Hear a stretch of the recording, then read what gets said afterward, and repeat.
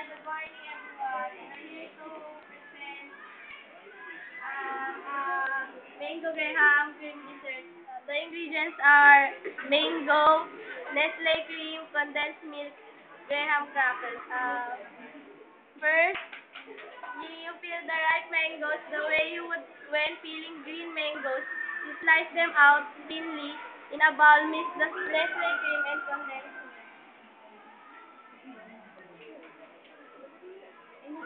In a square rectangular glass or plastic dish, whatever you have at home, lay out your graham crackers flatly. Using a spoon, spread some of the cream over the crackers, then the mango. First, we are going to put a cream.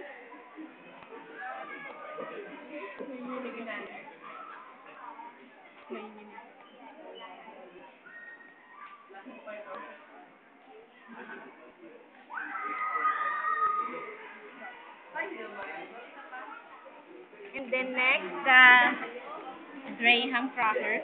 You should put it flatly.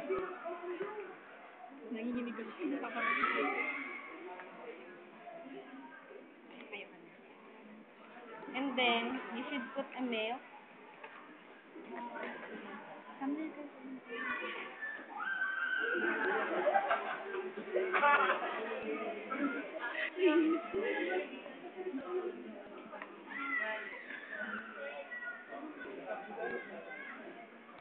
And then next, the mango.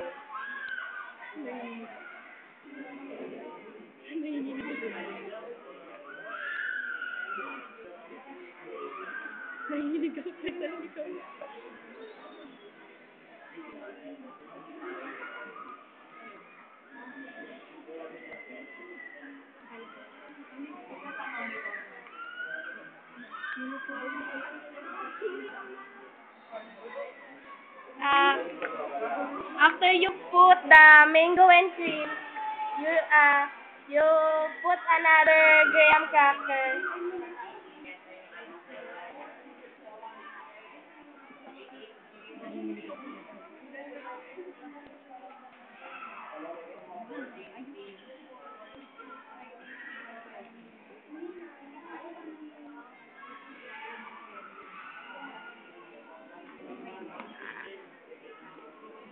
Then you put another milk.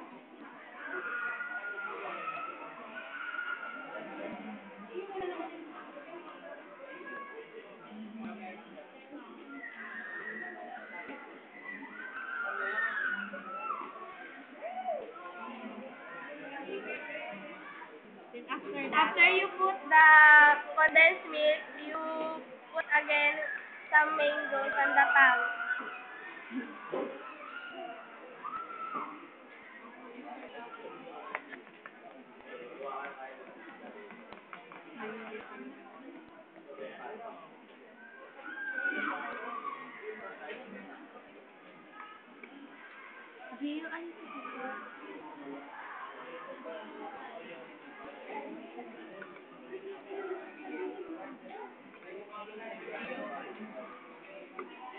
And after that, we have to put a crushed graham on the top of the mango.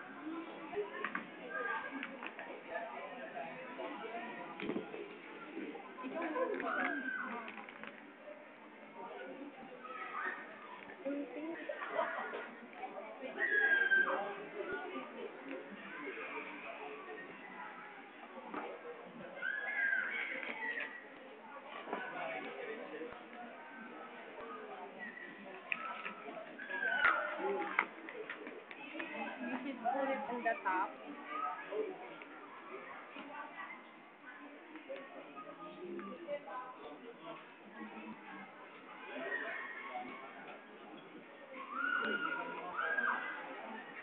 Wait lang lang.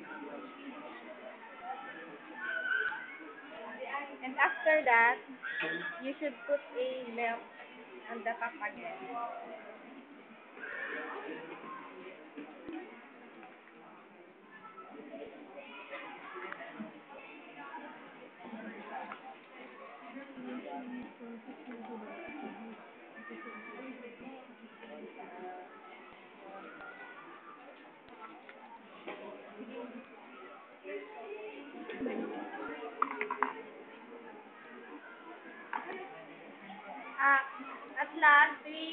Graham.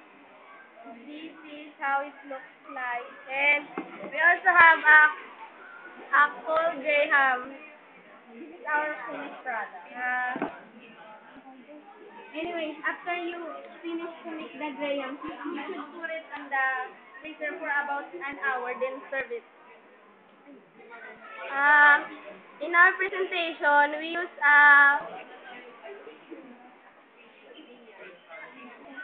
in ano, we use transition markers like first, then, after, last.